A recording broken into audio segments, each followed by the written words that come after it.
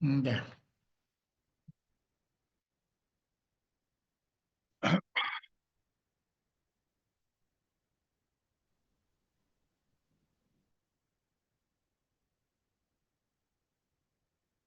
Bien, empezamos entonces el tema de hoy. Vamos a hablar sobre lo que está relacionado con las micotoxinas.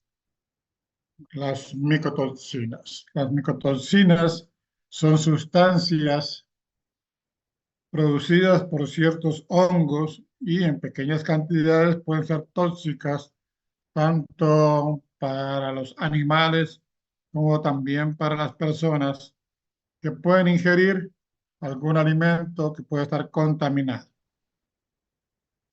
También puede haber contaminación eh, por contacto, sobre todo para aquellas personas que trabajan en el campo o que trabajan con productos agrícolas o personas que elaboran o procesan alimentos. Entre ellos tenemos un hongo muy conocido que produce toxinas, como es el caso del Fusarium. También tenemos hongos superiores, perdón, como es el caso de las amanitas.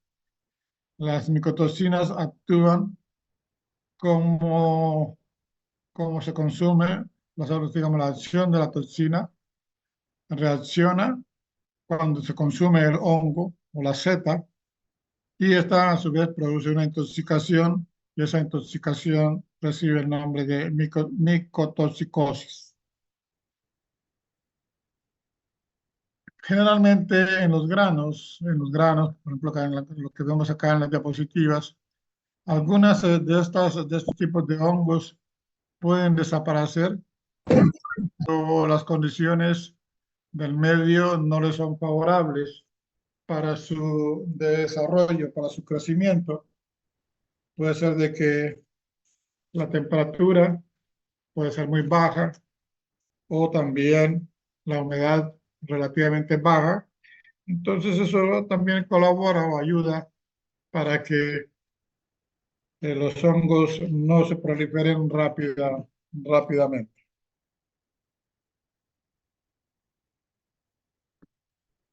Acá tenemos la definición de lo que son las micotoxinas, donde dice que son sustancias producidas por hongos micotoxigénicos en los diferentes sustratos que crecen. Que ya saben que los hongos requieren siempre de un organismo vivo, de una materia orgánica, para poder multiplicarse, para poder vivir.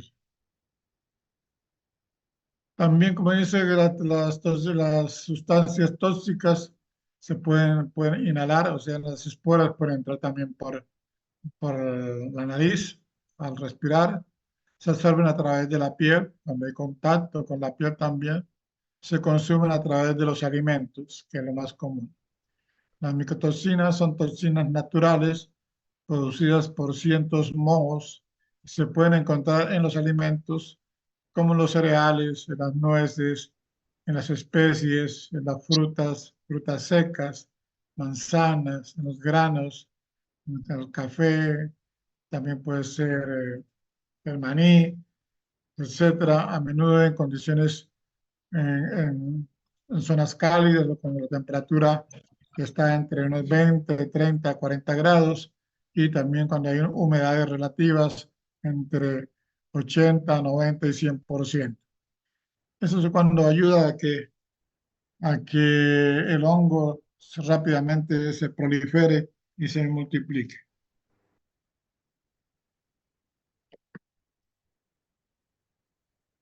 Ahí tenemos una cepa, una muestra de un hongo.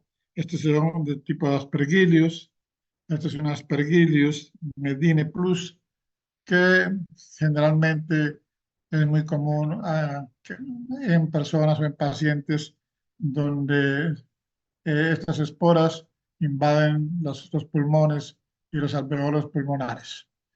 Entonces, ahí también puede este hongo multiplicarse y ocasionar problemas severos en la respiración o problemas respiratorios.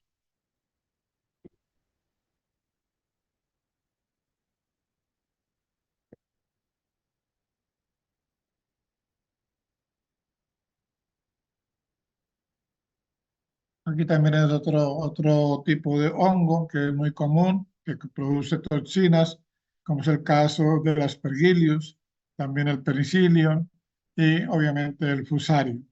Esos son los componentes de hongos que mayormente ocasionan este tipo de toxinas. Entonces, repito, tenemos el aspergillus, el penicillium y también el fusarium y también otro hongo muy conocido que es la risotonia. Son las más frecuentes, se han encontrado involucradas en casos de micotoxicosis. O sea, para que los hongos se desarrollen normalmente influye mucho lo que es la temperatura. Porque yo pienso que es uno de los factores que más influye en el crecimiento de los hongos y en la producción de micotoxinas. Por ejemplo, el fusarium requiere mayormente de una temperatura de unos 20 a 25 grados para tener un crecimiento vegetativo vigoroso y para la producción de las toxinas o producir la toxina llamada C-aralenona. Cuando las temperaturas son bajas, el metabolismo en los hongos es lento, cual algunos productos o sustratos eh, resultan no ser tóxicos y tanto para los animales como para el hombre debido a que su concentración es bien baja y no ocasiona ningún daño. Hay un método de muestreo para obtener los granos, para analizarlos. En el caso del maíz o del trigo, se toma mayormente 5 kilogramos. Eso se conoce como un método llamado de cuarteo. Pues, digamos, se toman con sondas, si vienen los camiones o en bolsas, se toman muestras más o menos de una cantidad de 5 kilogramos. Esos kilogramos no se muelen, los 5 kilos, luego se parte la mitad, o sea, 250 gramos, y esos 250 gramos se toman y igual se cuartea, se dividen en cuatro y se toman en esa cantidad última, se toman 50 gramos. Esos 50 gramos es lo que va a ir al laboratorio para ser analizado eh, en laboratorio si hay la presencia de la toxina.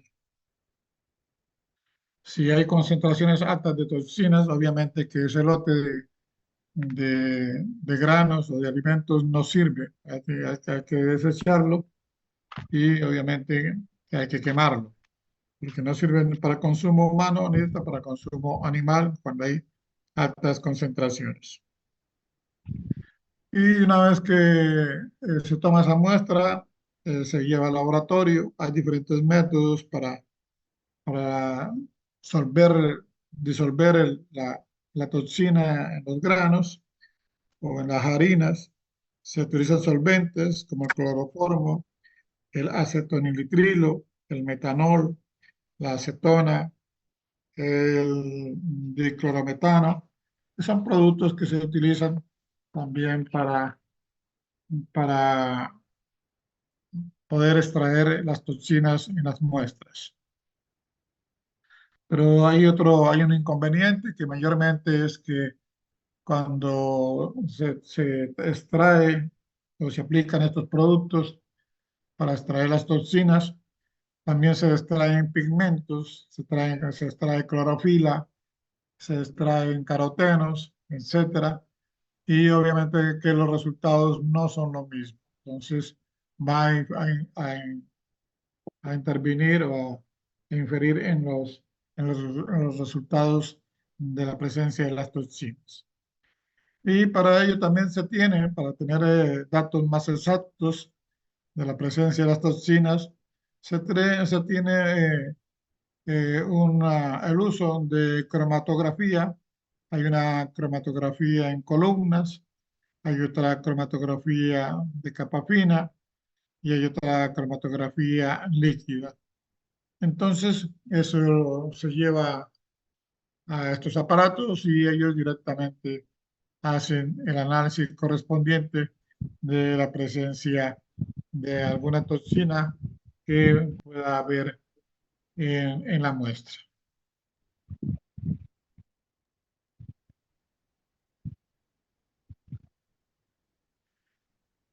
Luego aquí tenemos acá una colonia de penicilio.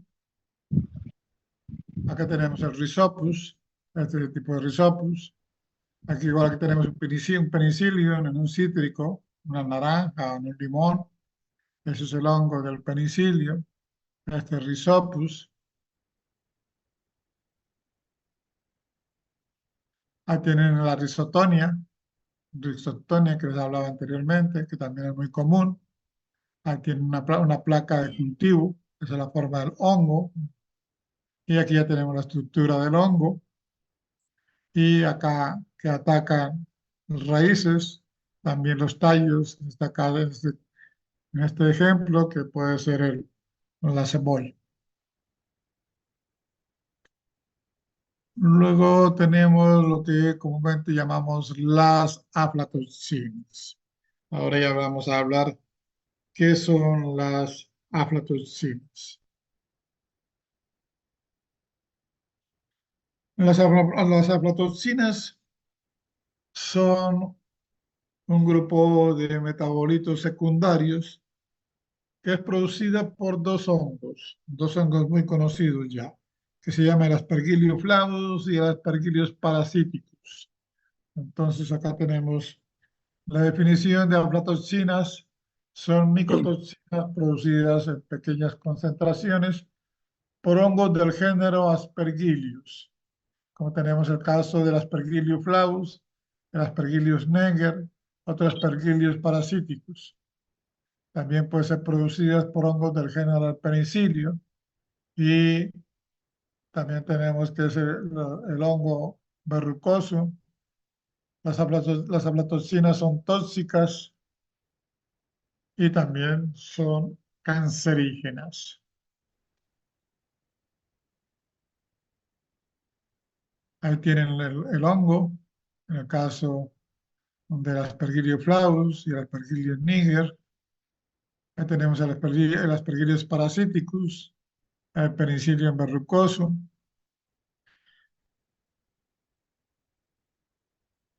Ahí tenemos el Aspergillus flavus, la estructura del hongo. Este es un esporangióforo, este es el esporangio y estas son las esporas, una gran cantidad, una masa de esporas.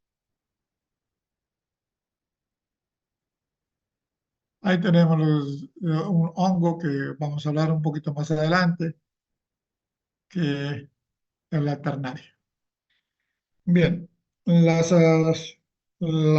toxinas o las aflatoxinas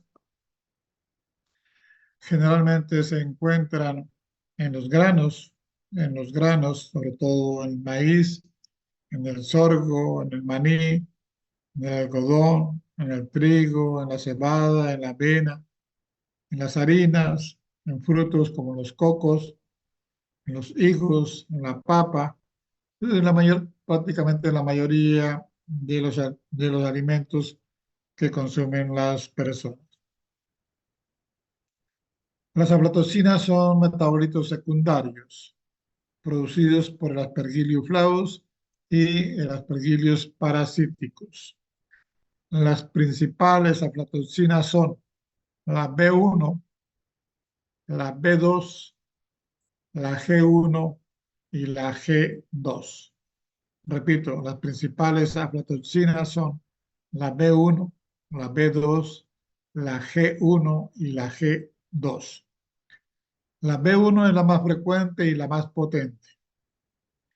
Esta toxina es cancerígena y también es mutágena.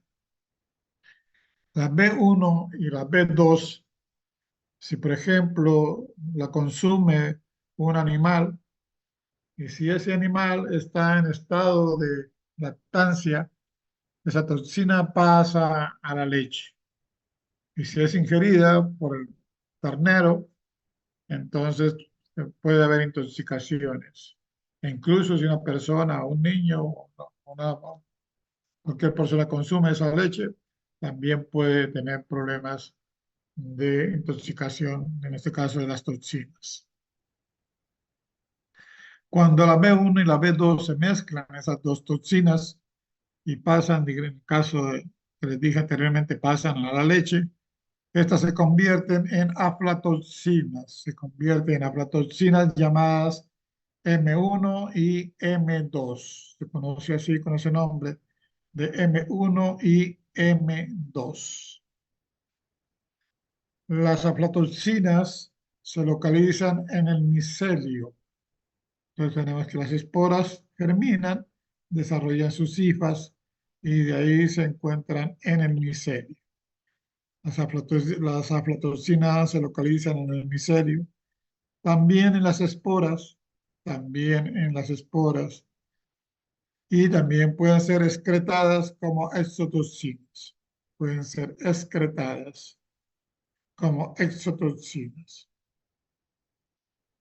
Las aflatoxinas son absorbidas por la mucosa del intestino, pasan a la sangre, al hígado, a los riñones y se van acumulando en la bilis, en el sistema nervioso, donde esta acumulación de este tipo de hongos pueden ocasionar microsis, pueden ocasionar tumores, hemorragias, infecciones bronquiales, pulmonares, endocarditis, problemas de piel, fiebres, vómitos, diarreas, convulsiones e incluso la coma. Las personas pueden llegar a esa etapa final.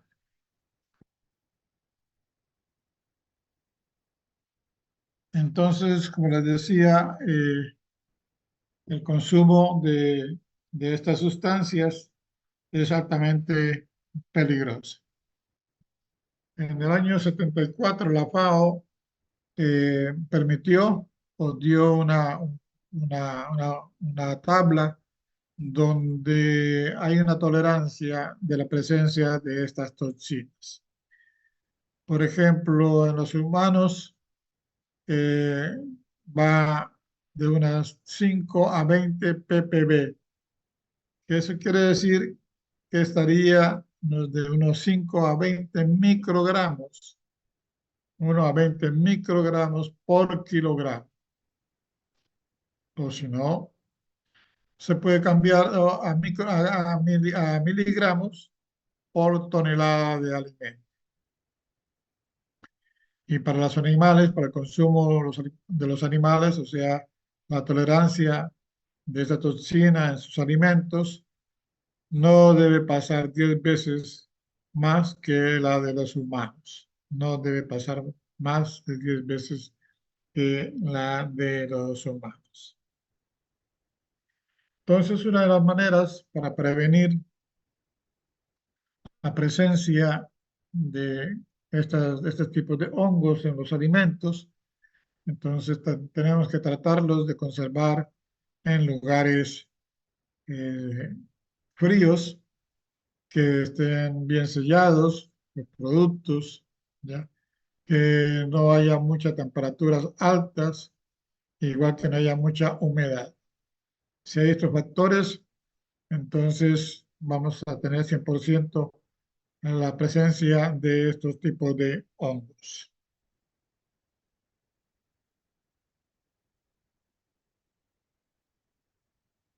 También, como les decía, este tipo de hongos se producen envenenamientos, como hay un hongo que tiene un principio tóxico, que es la falina. Esa falina es muy común encontrarla en las manitas faloides, ese tipo de hongo. Tiene un principio tóxico que se llama la falina, y esa falina generalmente ataca o actúa en el hígado y también en el sistema nervioso. Otro ejemplo de envenenamiento tenemos la manita muscaria, que generalmente produce delirios en las personas y también producen problemas digestivos. Hay otro hongo también altamente venenoso, que es la Stoloma livido, la Rhizula emédica, la Rosula keleti. Entonces, como pueden ver, hay una grama de hongos que ocasionan graves daños y problemas a las personas.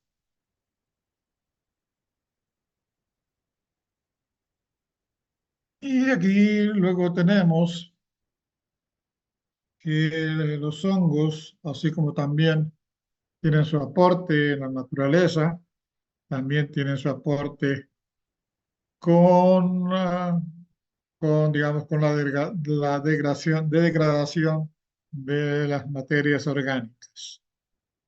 También ustedes ya saben que también de los hongos también se obtienen algunos antibióticos.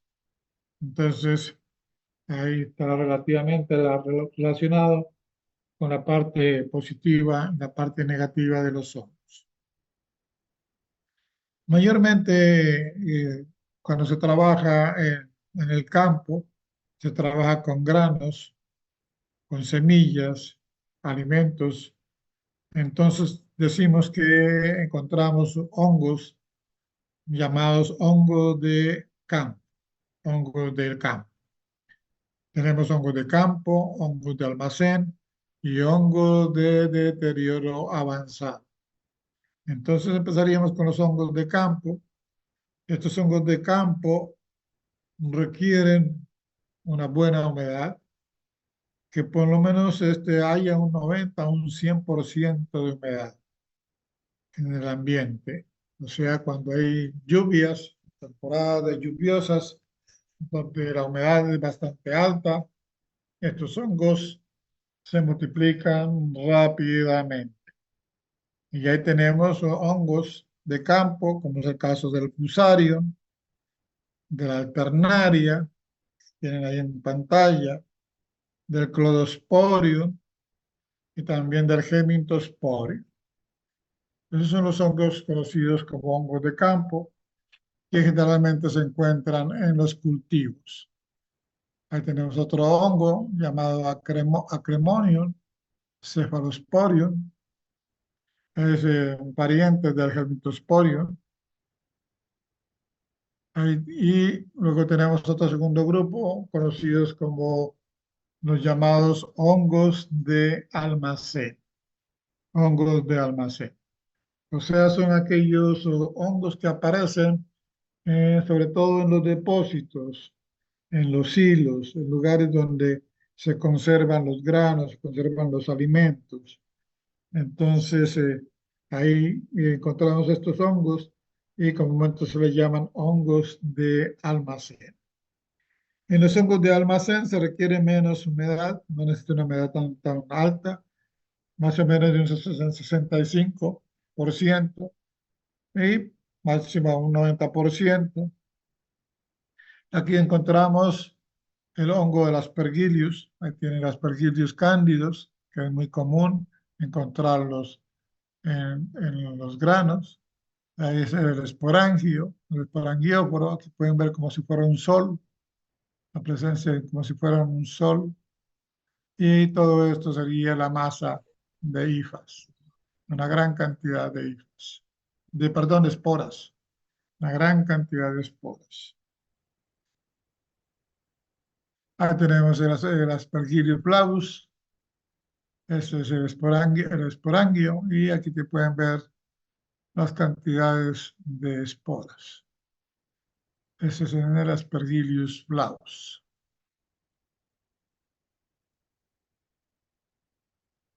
Luego tenemos el tercer grupo conocidos como hongos de deterioro avanzado. Estos hongos de deterioro avanzado se encuentran mayormente en los productos ya elaborados y ya han sido industrializados. Por ejemplo, la leche en polvo, ¿ya? Por ejemplo, las harinas, ¿ya? Los fideos, el arroz ya embolsado. Entonces, todos los productos que ya han tenido un proceso de manipulación, que ya se tiene una conservación, que entonces que ya tienen, que han tenido, han sufrido un proceso entonces ya se conocen como hongos de deterioro avanzado. En los hongos de deterioro avanzado encontramos que estos hongos, al consumirlos en los alimentos, atacan a los hombres y también atacan a los animales. Y producen micotoxinas y también producen micotoxicosis, producen micotoxinas y micotoxicosis, como es el caso del hongo que vimos anteriormente, muy común, que es el fusario, que es el fusario.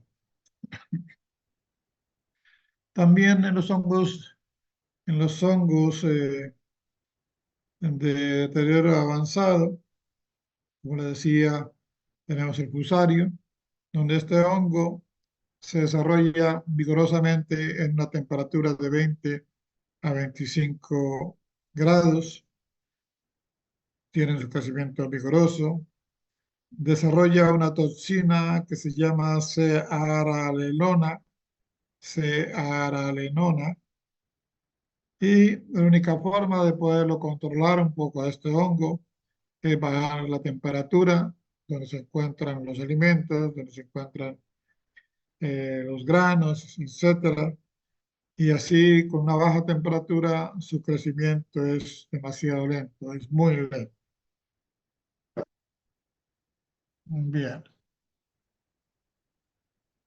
Ahí tienen las cepas del Aspergillus clavatus. Ese es el Aspergillus clavatus.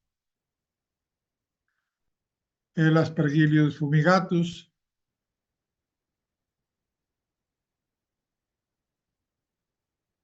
Hay el Fusarium que les hablaba anteriormente. Este es el famoso Fusarium. Parecen medias lunas o tipo bananas entrecortadas. Ese sería el Fusarium, los sporum, Fusarium sp. Fusarium verticilloides. Ahí pueden ver cepas del Fusarium. Tenemos acá un Fusarium directamente que ataca al cultivo del tomate.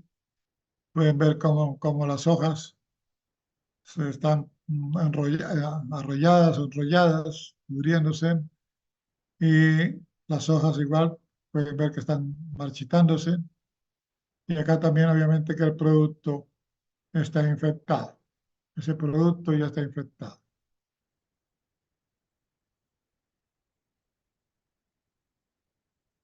Bien, eso sería todo lo tema relacionado con los hongos, con la parte de los hongos. Si tienen alguna pregunta, por favor, háganla. Si hay alguna pregunta,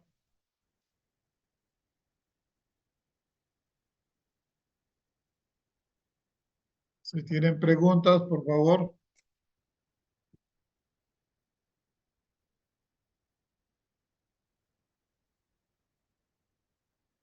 ¿Me están escuchando?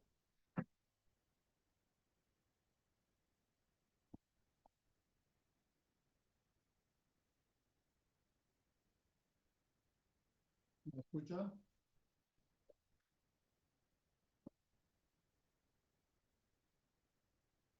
Bien, vamos a tener un corte.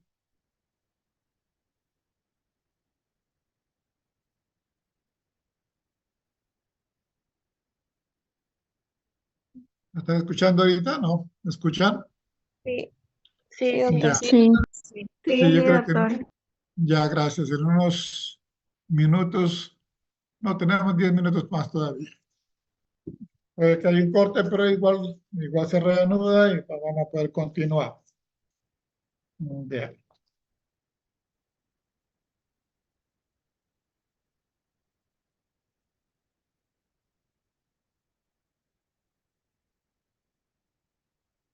Un momentito, por favor. Hay otro temita que quiero a ver si lo podemos encontrar ahorita.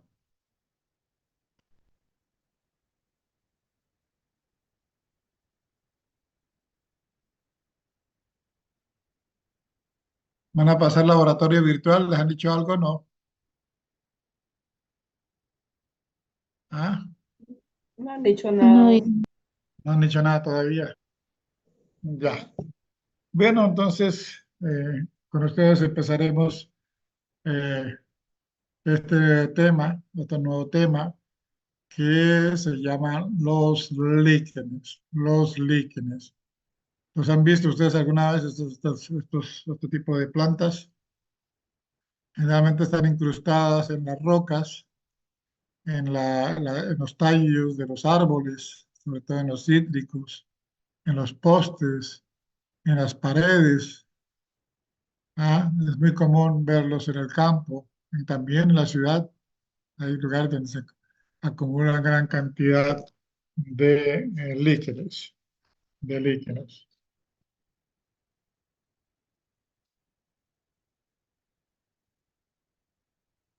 Los líquenes se originan por la unión de un hongo y una alga. Entonces, repito, los líquenes se originan por la unión de un hongo y una alga. El hongo, el hongo puede ser un ascomicete o también puede ser un basidiomicete. Entonces, repito, el hongo puede ser un ascomicete, como también puede ser un basidiomicete. Un basidiomicete. Si el hongo, si el hongo, o digamos en el caso del líquen, está formado, si el líquen está formado por un ascomicete, el líquen se llama ascolíquen. Y si el hongo que participa en la formación del líquen es un basidiomicete, entonces el líquen se llama basidiolíquen. Basidiolíquen. O sea que es una simbiosis, es un proceso de simbiosis entre un hongo y una alga. Un hongo y una alga. Aquí podemos apreciar la estructura del líquen. Esta estructura del líquen está entrecruzada por gran cantidad de hifas que ustedes pueden observar acá. Pueden ver acá en este corte anatómico del líquen, donde encontramos gran cantidad de hifas y estos redonditos que tenemos acá ya se llaman gonidios, se llaman gonidios y esas son algas. Mayormente pertenecen al grupo de las clorófitas y también de las cianófitas. Entonces, estos redonditos que tenemos acá son gonidios, se llaman gonidios y vienen a ser a las algas. Y toda esta masa de hifas es la que lo forma el hongo, forma el hongo.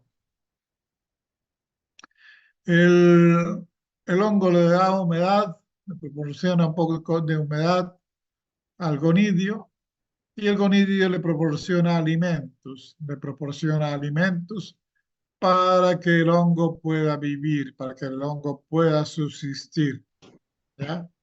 Entonces, el hongo le da al líquido o a los gonidios, les da humedad.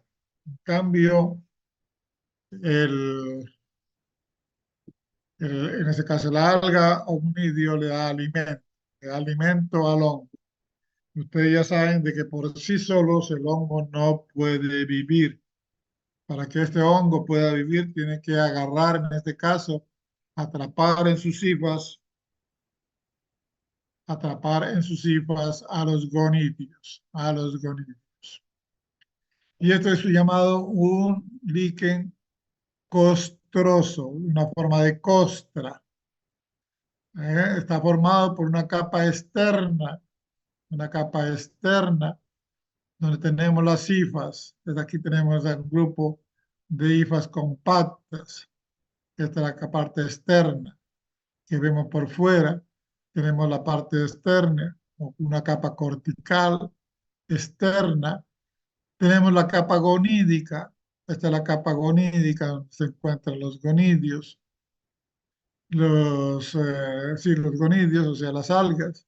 Acá tenemos otra tercera capa donde las hifas están menos compactas.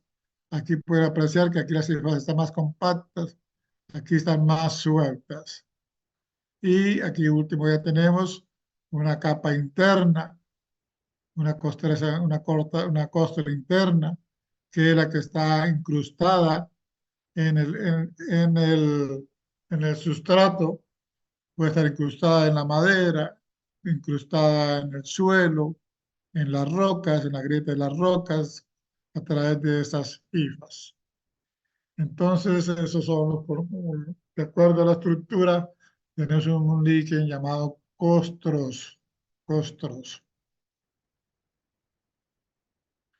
Aquí luego tenemos otro líquen en forma de costras. Este es en forma de costras, acá de color amarillo. Este también es costroso, pero tiende también un poquito más a ser folioso, pero también su estructura es una costra.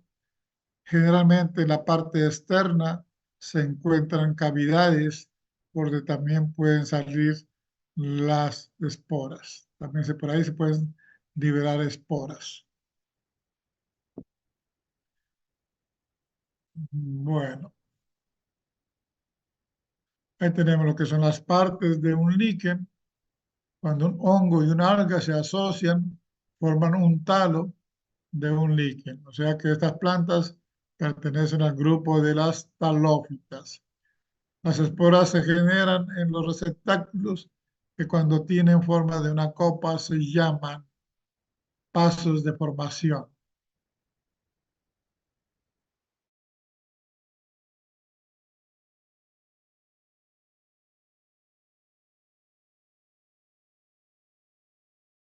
Bien, entonces continuamos.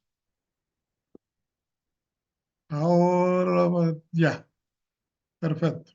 Entonces, como les decía, aquí tenemos la estructura de cómo se forman los líquenes. Acá tenemos la espora del hongo, se encuentra un alga.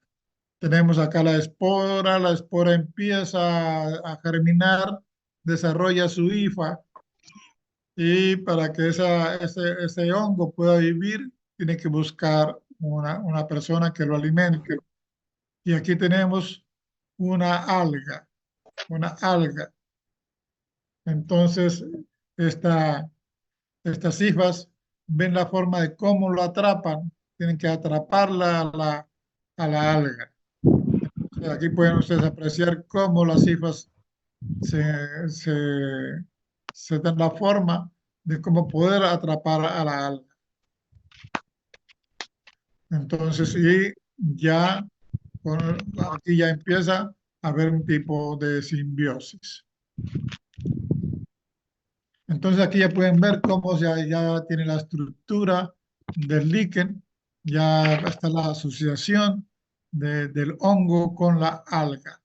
Pueden ver sus filamentos, pueden ver los gonidios, y aquí ya pueden ustedes ver la estructura de un corte anatómico, de un líquen, el líquen que les mostré anteriormente, que tiene una forma de una copita aquí, como una costra, esta parte de acá, esta parte de acá externa, todas esas partecitas, así como onduladas, son las que vemos acá. Entonces ahí pueden ustedes ver la cantidad de hifas y tenemos todos los contenidos, todos los gonidios, todas las algas que le están alimentando al hongo. Y si tenemos que son hongos, en el caso de los ascomicetes, obviamente que estos van a liberar ascoesporas, o si son basidiomycetes van a liberar basidiosporas. Ahí tenemos sus cuerpos reproductivos. Ustedes ya saben cómo se reproducen los ascomicetes, cómo se reproducen los basidiomicetes, y de ahí van a liberar sus esporas, y esas esporas, al ser liberadas, nuevamente van a ir a buscar una alga, en este caso, una, una clorófita, una feófita, y para así formar esa estructura que es el líquen.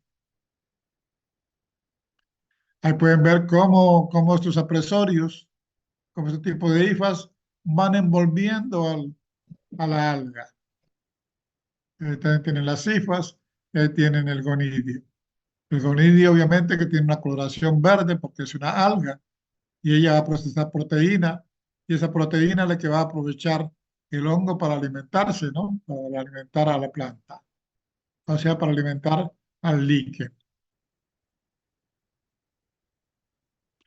Entonces acá tenemos un corte anatómico de un líquen.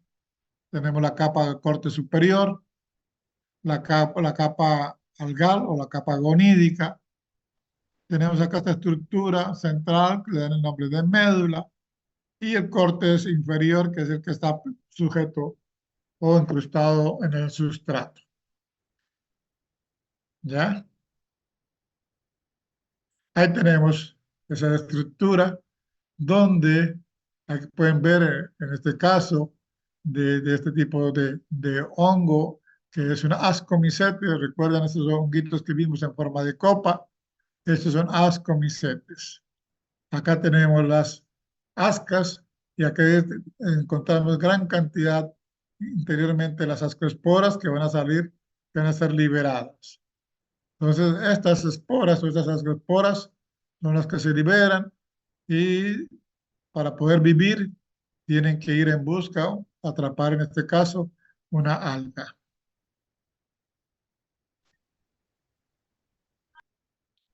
Bien, ahora yo les voy a hacer una pregunta muy interesante. ¿Quién me puede responder? ¿Cómo se reproducen los líquenes? El que me responda lo decimos del examen primer parcial. Oh, ¿qué dicen? ¿Cómo cree que se reproducen los líquenes? ¿Me escuchan, Mm, Igual que compañeros? los hongos. ¿Igual que qué? Que los hongos. Igual que los En hongos. forma asexual Forma sexual y asexual, y asexual. Ya, ¿y qué más? como los hongos y las algas verdes. Como los hongos y las algas verdes. ¿Y cómo se reproducen los hongos y las algas verdes? Asexual. Asexual.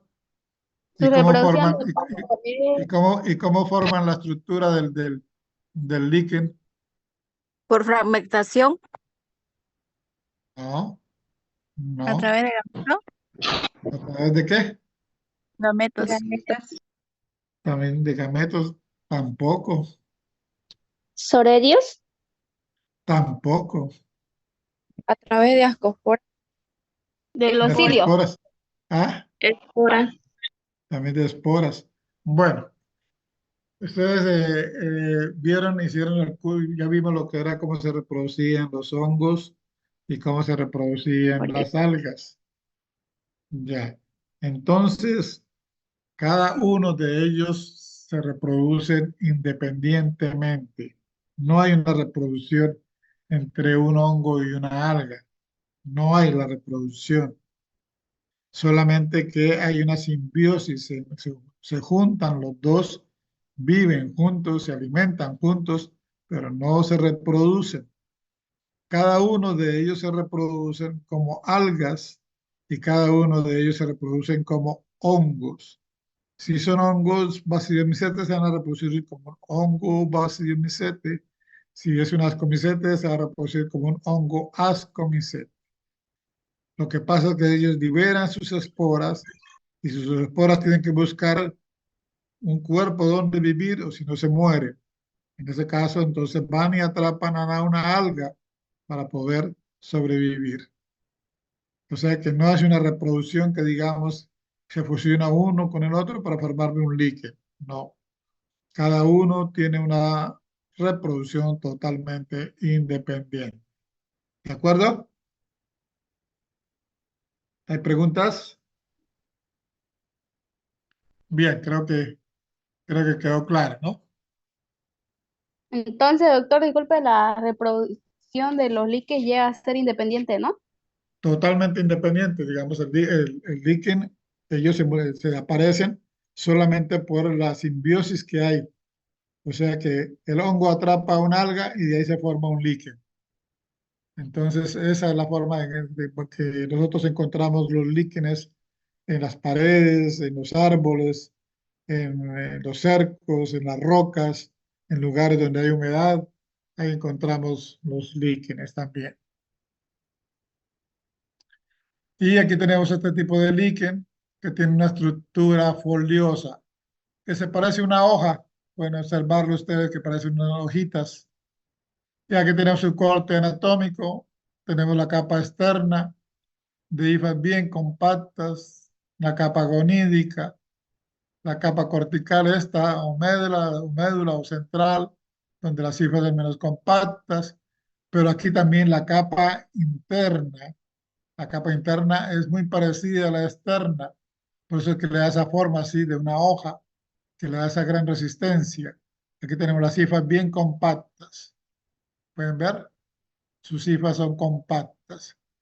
Y solamente aquí tenemos un solo estrato de gonidios, nada más.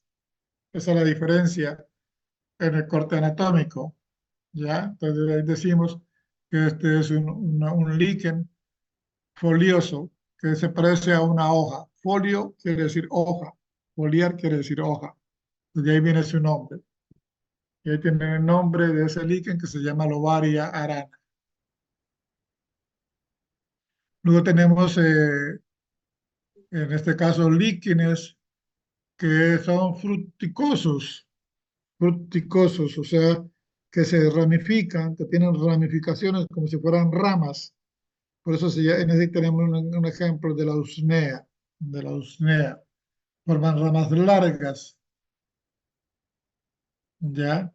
Y ahí tiene la estructura anatómica y aquí pueden apreciar que tenemos dos capas gonídicas, una la parte interna y otra la parte externa.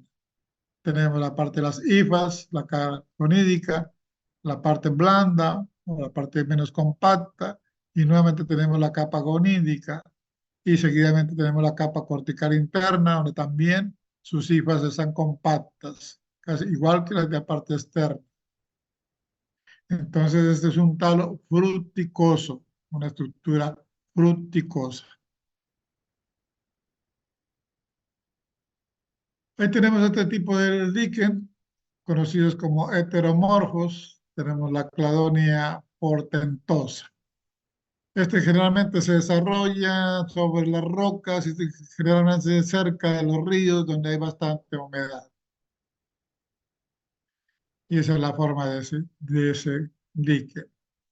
Igual tenemos acá este líquen que también contiene apresorios. ¿Recuerdan ustedes qué eran los apresorios? Eran las hifas que se incrustan, que se incrustan en el sustrato y ahí la estructura del hongo puede formar esta parte externa, estas cavidades externas que se llaman apresorios. Entonces, eso le permite también poder captar o agarrar alguna alga que llegue. Ya tenemos otro tipo llamado cladonia, coloplaca, otro tipo de líquen. Aquí tenemos este conocido como el Zoedegonium interplexum. Algunos también lo llaman como barbas, otros dicen barbas de chivo. Entonces tenemos otro tipo de líquen, el Menegacia, otro tipo igual de Menegacia que el anterior, el Nefroma,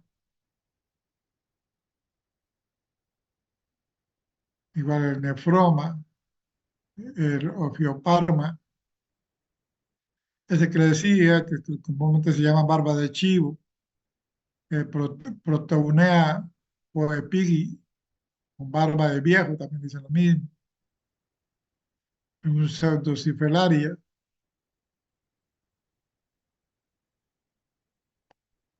Ahí tenemos otro tipo de líquenes, la remalina, muy común acá en Santa Cruz.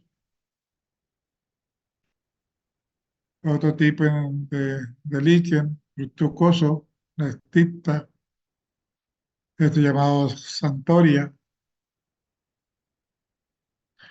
Bien, ahora digamos cuál sería su función de los líquenes. Vamos a ver la importancia y sus funciones de los líquenes. Se les dice que son formadores de suelos.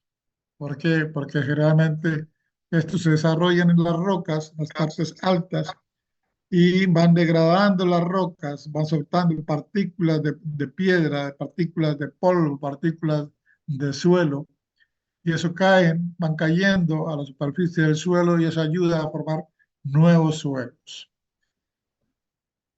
Si se acaba vegetación dominante en la superficie terrestre, organismos pioneros importantes en la sucesión primaria y la formación de los suelos.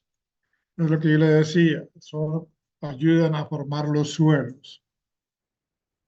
Forman parte de las costras biológicas del suelo que se estabilizan y que se consolidan en el suelo. Ustedes saben que el suelo está formado por estratos, por capas. Entonces, esto ayudan a ir formando nuevas capas cada año, que todo el tiempo andan formando nuevas capas de suelos. Son plantas epífitas que realmente obtienen alimentos también, la humedad en el aire, de la lluvia, absorben nutrientes, se aprovechan de la lluvia también para el agua, retienen la humedad, fijan nitrógeno y también ayudan a la estabilidad y al dinamismo de los bosques. Otra de las funciones que cumplen los líquenes es la que sirven de alimento, en el caso para los renos, para los caribús, para estos tipos de animales que viven en las estepas, que viven en las zonas frías, en las zonas donde cae nieve. Usted sabe que en Asia Central, o en la parte de Siberia o en la parte norte de Alaska, los inviernos son bastante crudos. Sin embargo, estos animales persisten en grandes manadas que viven en esos bosques. Ellos escarban en la nieve hasta encontrar el musgo o el líquen también que les sirve de alimento. Bien, eso sería todo lo que tenía para el día de hoy. Esperamos podernos ver la próxima semana, ¿ya? Y si no sé qué les van a hacer de laboratorio, si le irán a comunicar alguna cosa o si no, tendremos que ya verlo la otra semana. Bien, eso sería todo por hoy. Muchas gracias. Si tienen alguna pregunta. Doctor, una consulta, ¿qué lique dijo que era el más común aquí en Santa Cruz? Acá podemos encontrar los crustáceos, los foliáceos. Ustedes cuando salen al campo o a las afueras, donde hay plantas, donde hay árboles, van a encontrar los crustáceos, los foliáceos, son los más comunes, ¿ya? Si tienen incluso en los cercos, o cerca de los riachuelos, los que salen al campo van a ver en las plantaciones de los árboles, de los cítricos, van a ver una serie de manchas así en forma plateadas. Esos son los líquenes, ¿ya? Bien, otra pregunta.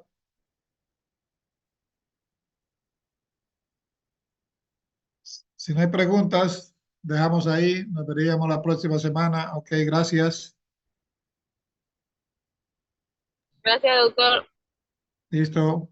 Feliz tarde. Gracias. Ya, chao, chao, que estén bien. Gracias. Ya, chao, chao, chao, chao.